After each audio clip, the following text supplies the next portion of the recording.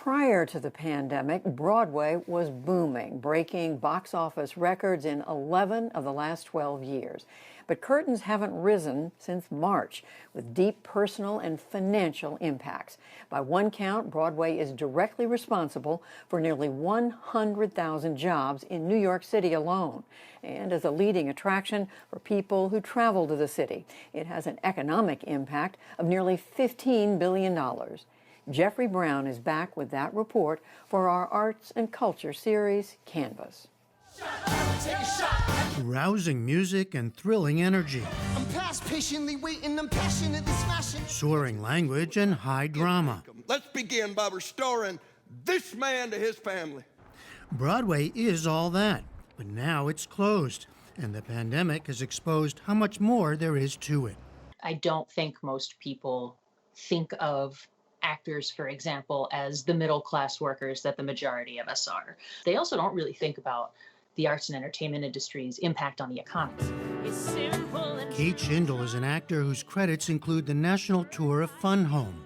Now she's an out-of-work actor who also happens to be president of the Actors Equity Union, a non-paying job, by the way, dealing closely with an industry in crisis. Look, making a living in our industry, being a professional actor or stage manager, is one of the hardest things you can do, even on a good day.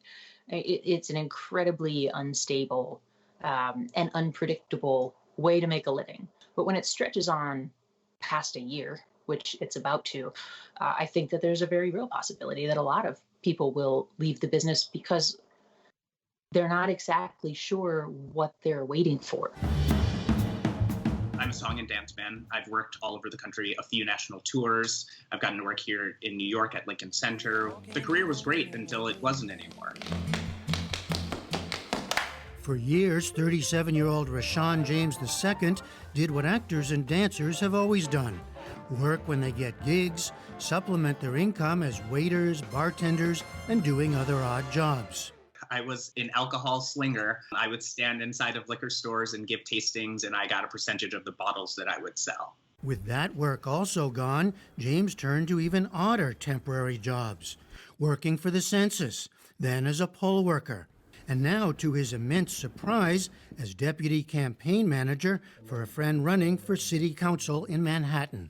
Who I am is being redefined every day, because now someone asks me, well, what do you do? It's like, oh, I work in politics. So in that way, I'm redefining myself and trying to find avenues to make sure that every time I feel like I'm getting into some sort of slump, I find a way out of it.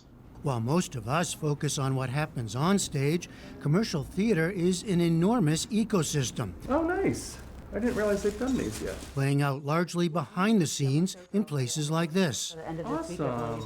We're the department that's really good at putting our heads down and getting the job done. We don't really make a fuss. We don't want to be noticed. We want to make sure that we facilitate the relationship between the designer and the performer. John Christensen's 20-year-old company makes the costumes for Broadway shows and performances of all kinds. It's highly specialized, made-to-order work, performed by skilled artisans. Christensen laid off all of his 52 workers, and with little work has less than a third on hand now. When it started to become terrifying was when things were happening like Disney closing Frozen on Broadway because it was too hard to open it up again. And we started to see this shift, trying to get people to talk to us, figure out what to do for our people, who are my family. Now Christensen has joined more than 50 other shops to form the Costume Industry Coalition, fighting for their very survival.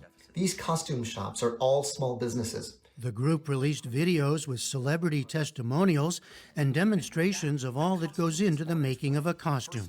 The people that are doing their beading, sewing the garments and putting the thread in. It's a lot of people that are doing this, each one very important. We need to make sure that they make it through this. It's one of many relief efforts. Since last March, the Actors Fund has given $18 million in emergency financial assistance to more than 15,000 people. My insurance is running out at the end of March.